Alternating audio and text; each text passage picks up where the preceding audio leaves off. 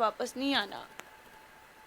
अब हम यतीम भी हो गए, हम मस्कीन भी हो गए हैं, हमारे पास कोई एक भी नहीं रहा, ना अम्मी रही ना अबू रहे।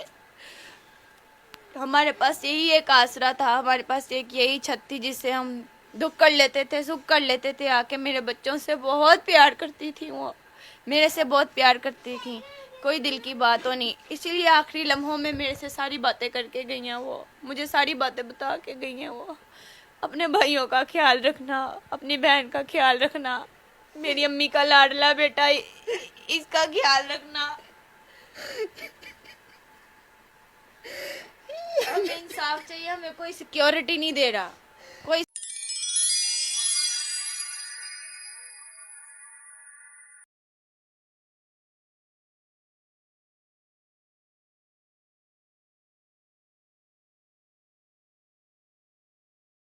अस्सलाम वालेकुम वरहमतुल्लाहि वबरकातुहू। शुरू करता हूँ अल्लाह के नाम से जो बड़ा मेहरबान निहायत रहम करने वाला है। उम्मीद करता हूँ आप सब खैरियत से होंगे। दूल्हे की कार में ना बिठाना, माँ बाप के कत्ल का बना बहाना। दामाद ने सास और ससुर को इस वजह से कत्ल कर दिया कि मुझे दूल्हे वाली कार में क्यों नहीं बिठाया। डूब मरने का मकाम है इस इंसान के लिए। एक छोटी सी वजह के लिए इतना बड़ा नुकसान कर देना क्या जायज़ है?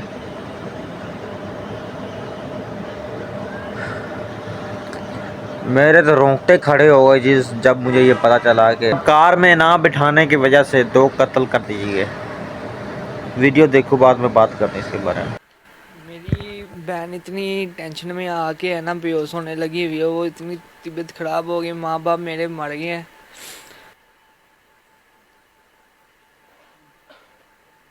नहीं समझ आ रही उन्हें, पूरे घर वालों को समझ नहीं आ रही कि इस वक्त हुआ क्या है। उससे नहीं बोला जाता। मेरे भाई को अगर इनको इतनी समझ होती तो वो अपनी बहन के लिए कितनी देर पहले एक्शन ना ले लेते। सिर्फ हमने अपनी अम्मी अब्बू की बातों पे फोकस था कि वो जिस तरह कह रहे हैं हमने उस तरह करना है।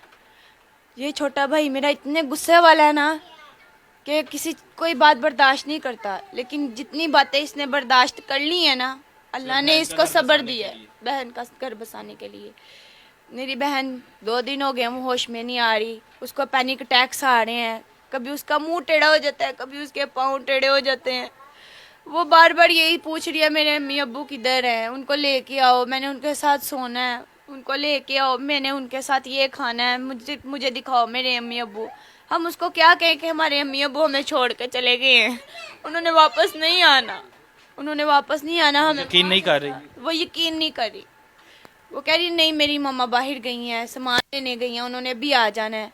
वो मेरे से नाराज़ होके गई हैं, उनको मैं मना लेती हूँ, पर उसको क्या पता है कि उन्होंने वापस नहीं आना। अब हम यतीम भी हो गए, हम मस्कीन भी हो गए हैं, हमारे पास कोई एक भी नहीं रहा, ना अम्मी रही ना अबू रहे। हमारे पास यही एक आसरा था, हमारे पास एक यही छत थी जिससे हम दुख कर लेते थे, सुख कर लेते थे। आके मेरे बच्चों से बहुत प्यार करती थी, वो मेरे से बहुत प्यार करती थी, कोई दिल की बात हो नहीं। इसीलिए आखिरी लम्हों में मेरे से सारी बातें करके गई हैं, वो मुझे सारी बातें बता के गई हैं। वो अपने भाइयों का ख्याल रखना, अपनी बहन का ख्याल रखना, मेरी अम्मी का लाडला बेटा इसका ख्याल रखना। हमें इंसाफ चाहिए, हमें कोई सिक्योरिटी नहीं दे रहा, कोई सिक्योरिटी नहीं दे रहा। धमकियां दे रही है और मैं देख रहा हूँ कोई पुलिस वाला नहीं बाहर खड़ा हुआ। कोई नहीं आ रहा, कोई नहीं पूछ रहा कि क्या हो गया। हॉस्पिटल में तो फौरन आए थे कि पोस्टमार्टम करना है, जल्दी से बॉडी दे दें, फिर ही पर्चा करेंगे, फिर ही केस करेंगे। पोस्टमार्टम कर लिया मेरी अम्मी का, मेरे अब्बू का। अब हमें इंसाफ भी तो दिलाएं, इंसाफ ही नहीं दिला रहे। कल को मेरे सर से भी साया उठा देंगे, मेरे शोहर को मार देंगे, मेरे भाई को मार देंगे। ये वाहिद आसरे हैं हमारे पास, हमारे भाई, मेरा शोहर, इनके अलावा हमारे पास नहीं है कोई। इनको मार देंगे तो हम किधर जाएंगे?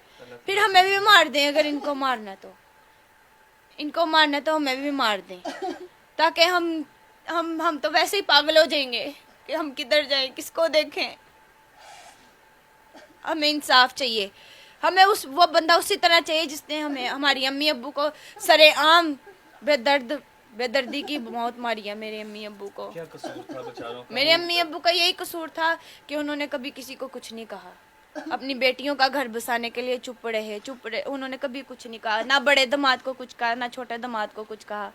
पहली दफा उन्होंने एक्शन लिया तो उनको वो मार के चला गया।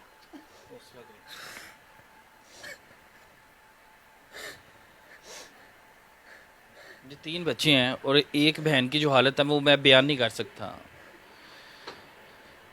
अब आज आके इनको पुलिस से उम्मीद है और अदालतों से इंसाफ की उम्मीद है कि हो सकता है कि हमें इनसे इंसाफ मिल जाए, लेकिन इनका कसूर ये है कि ये गरीब हैं। अगर ये किसी चौधरी फैमिली से ताल्लुक़ रखते, इनका असर और रसूख होता, पैसे वाले होते, तो मैं देखता नीचे नाके कैसे ना लगे होते। लेकिन अब जब मैं आया हूँ, माँ बाप दुनिया से चले गए हैं, 3 दिन हो गए हैं, लेकिन पुलिस का नामो निशान नहीं है। स्टिल धमकियाँ आ रही हैं, जिस फ़ोन से आ रही हैं उसको भी ट्रेस नहीं किया गया अभी तक। एक ही नंबर से कर रहा है उसने, कोई नंबर नहीं चेंज किया, कुछ नहीं किया। एक ही नंबर से हमें फोन, धड़ल्ले से नंबर भी ऑन रखा हुआ है। धड़ल्ले से नंबर भी ऑन है, ट्रेसिंग ही नहीं हो रही उसकी। एक दो दफा उन्होंने कहा कि ट्रेसिंग हुई है, आपके घर के पास है वो। जी सब सवालिया निशान है पंजाब पुलिस पर।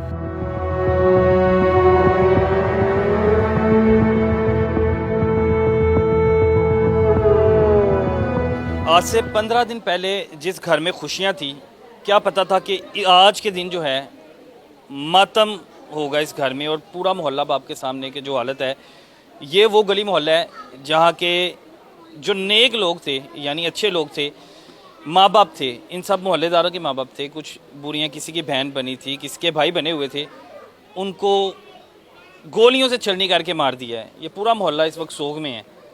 जिसने मारा वो कोई बाहर का नहीं, अपना दामाद ही था। मारने की वजह ये थी, सगा भांजा भी था। सक्का भांजा, भैन दा बेटा जवाई भी, जाहिरा छोटी बेटी भी, बेटा भी। बड़े रिश्ते बन जाते हैं, सोचने वालों के लिए बड़े रिश्ते बन जाते हैं। जो इस तरह के काफिर हों उनके लिए कुछ भी नहीं। हमारे साथ जो हुआ है ना, ये हम करके धमकियां दे रहे हैं। हमारे साथ कोई इंसाफ नहीं हो रहा। 4 दिन हो गए हैं इस वाकये को। किसी ने आके ये नहीं कहा कि आपका मसला हम हल कर रहे हैं, आप टेंशन ना लें। हमारे घर में भी सबको खतरा है, हमारे खामदों को खतरा है, हमारे बच्चों को खतरा है। वो भी कह रहा है मैंने अभी और मारने हैं, मैं अभी और मारूंगा। बच्चों के नाम ले लेके कह रहा है कि मैंने उसको मारना है, उसको मारना है, उसको मारना है। पुलिस के सामने हम फोन ओपन करके सुन रहे हैं कि ये देखे हमें कैसे कह रहा है, लेकिन पुलिस कुछ रिस्पॉन्स नहीं ले रही, कुछ नहीं कर रही हमारे साथ। प्लीज आपकी मेहरबानी है, मरियम नवाज से कहेंगे हमारे साथ इंसाफ करवाएं, आपकी बड़ी मेहरबानी होगी। अब वो यतीम मस्कीन हो गई हैं, माँ बाप तो सबके माँ बाप होते हैं। अब तो ये मैं देख रहा हूँ कि पुलिस है ही नहीं। हाँ, पुलिस की सिक्योरिटी नहीं है, बुलाते हैं अपनी सिक्योरिटी के लिए, हम खुद बुलाते हैं कि आए, पुलिस खुद नहीं आ रही। वो कह रहे अपनी हिफाजत खुद करें, हम नहीं आ रहे। आज 4 दिन हो गए हैं, तब तो पुलिस वहाँ पे इतनी खड़ी थी, कुछ नहीं। यहाँ बेटियों की जो हालत है मैं देख रहा हूँ, वो तो बिल्कुल नासाज है, वो तो होश में ही नहीं है। नहीं तो है ही नहीं ना। दूसरी तो फिर थोड़ा सा एक्टिव होती है, बातचीत करती। छोटी का तो मियाँ था ना, 8 साल उसकी शादी को हुए हैं, लेकिन 8 साल में एक दफ़ा नहीं उसने हमें आके कहा कि ये बच्ची ने मैं मुझे खुश रखा हुआ है या कुछ। ताइयम्मा वो हर दफ़ा यही कहती, ताइयम्मा मुझे बचा लो, ताइयम्मा मुझे बचा लो, मुझे उससे छुटकारा दिला लो। लेकिन उसकी माँ और बाप यही कहते थे कि हमारी बेटी बचती रहे, वहीं खुश रहे। लेकिन अब इतना वो जालिम हो गया था कि उसने दोनों उनको ही मार दिया। मेरा खाला का बेटा और इसकी शादी पे वो आई थी, ये बच्ची की शादी थी। बच्ची की शादी थी। ये बहू जो हम पे आके लेके आए हैं, ये इसका हाल है कि इससे भी बात करनी नहीं जा रही, बोला नहीं जा रहा। इतना खौफ है क्योंकि उसके खामद का नाम ले रहा है वो बार बार, तो उससे भी बात नहीं करी जा रही कि मैं अब कैसे बात करूँ। मैं आई हूँ, मेरे साथ ये क्या मसला पेश आ गया है कि मेरी शादी पे ये क्या हो गया।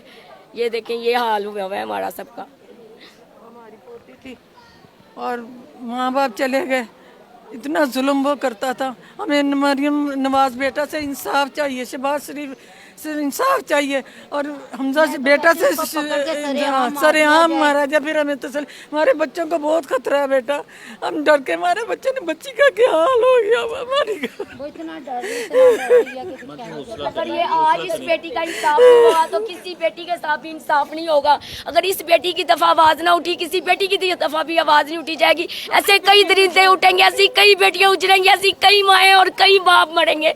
इसलिए हम यही चाहते हैं कि ये अब हमारे साथ इंसाफ होगा नहीं तो हम भी अपनी जानें दे देंगे, हमने भी नहीं रहना। जब हमारी वो जान का दुश्मन है, फिर हम खुद मरियम नवाज से कहेंगे कि हम जो करेंगे आप जिम्मेदार हैं, हम नहीं है। बस बुढ़े भी नहीं थे, इतने यंग थे, मियाँ बीवी इतने तो कोई कसूर भी नहीं था। माँ बाप- बेटी का घर बसाना चाहते हैं, हर माँ बाप की ये कसूर है कि बेटी क्यों पैदा हुई है, ये कसूर है माँ बाप का। बस जिसके घर में बेटी पैदा होती है उसका ये कसूर है। ये भाई है उनका वो तो हुए हैं आपसे छोटे थे।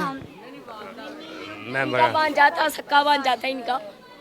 जिसने मारा है ये जो फोत हुई है ना उनके भाई हैं, बड़े भाई हैं। मेरी जेठानी का भाई है, उधर से भी ये भाई लगता है, जाहिर है रिश्तेदारी है, रिश्तेदारी थी। दोनों बहनें हैं आपस में, उधर से भी ये भाई है इधर से भी भाई है। इनके भांजे ने सके ने ये काम किया जो 3 दिन हो गए हैं, बेटियां होश ही नहीं कर रही। नहीं कुछ भी नहीं, इनके उनको सामने पता ही नहीं, सारा कुछ वक्त खा नहीं हुआ रही, है। कुछ पी नहीं रही, उनको पता ही नहीं है। बस वो यही कही जाने वो हमें भी मार देगा, वो हमें भी मार देगा। जैसे फोन पे धमकियां दे रहा है वैसे बच्चों अपने ਧਮਕੀਆਂ ਦਿੰਦਾ ਜੀ ਉਹ ਕਰਨਾ ਮੈਂ ਮਾਰ ਦੇਣਾ ਸਾਰਿਆਂ ਨੂੰ ਮਾਰ ਦੇਣਾ ਇੱਕ ਹੋਰ ਇੱਥੇ ਹੈ ਵੀ ਇਹਨਾਂ ਦਾ ਬਣੋਈ ਤੇ ਕਹਿੰਦੇ ਮੈਂ ਉਹਨੂੰ ਵੀ ਨਹੀਂ ਛੱਡਣਾ ਹੈਗਾ बड़ा जो दामाद का नाम लेता है कि मैंने इसको भी मार देना है और मैंने उनके बेटे को भी मार देना है, बकायदा वो नाम लेके कह रहा है मेरे बेटे का भी अगर नाम औरत लिया है। नहीं सुखी, अगर उसके साथ कुछ होता है, क्या वो अपनी जिंदगी का फैसला नहीं ले सकती? ये तो हमारे नबी का भी फरमान है कि अगर औरत नहीं अपनी जिंदगी के साथ खुश तो वो अपनी अलहदगी अपना सकती है। और अलहदगी अपनाने का इतना बड़ा गुनाह, इतनी बड़ी सजा मिले, ये तो बहुत गलत बात है। ये तो कोई बात नहीं है। और मारपीट भी करता था, मारपीट जी मारपीट भी करता था। अब यही फोन पे धमकी लगा रहा है कि जी आप लोग सब कलमा पढ़ो अपने लिए, सब लोग अपने कलमे पढ़ो अपना, अब किसी को नहीं छोड़ना। हमारे बच्चे बाहर निकलते हैं, हम लोगों की जानों को खतरा, हम लोग परेशानी की वजह से 2-2 3-3 दिन हो गए हम सो नहीं पा रहे, डिप्रेशन की वजह से बीमार पड़े हुए हैं सब। हमारे बच्चे हैं छोटे छोटे, हम खतरे की वजह से किसी को बाहर नहीं निकाल पा रहे। पुलिस बिल्कुल पुलिस की सिक्योरिटी है ही नहीं है, यानी पूरा मोहल्ला इस वक्त डरा हुआ है, खौफो हिरासत में है और पुलिस का नामो निशान ही नजर नहीं आ रहा। रात को वो धमकी दे के जा रहा है, सुबह को उसने फायरिंग कर दी, 4 बजे वो मर गए हैं। सुलह करने के बहाने से चाय वगैरह पिया इन्होंने उधर बैठ के, इकट्ठे चाय वगैरह पिया, तो मेरा जेठ और जेठानी नहीं मार। छोटी सी वजह से इतना बड़ा नुकसान कर देना क्या जायज़ है? मेरे तो ख्याल में इस बंदे को कोड़े मारने चाहिए, जब तक मारने चाहिए जब तक ये मर ना जाए। उल्टा लटका के इसे कोड़े मारो। तो मिलते हैं अगले व्लॉग में, तब तक अपना ख्याल रखिएगा। अल्लाह ताला आप सबका हाफ़िज़ व नासिर हो।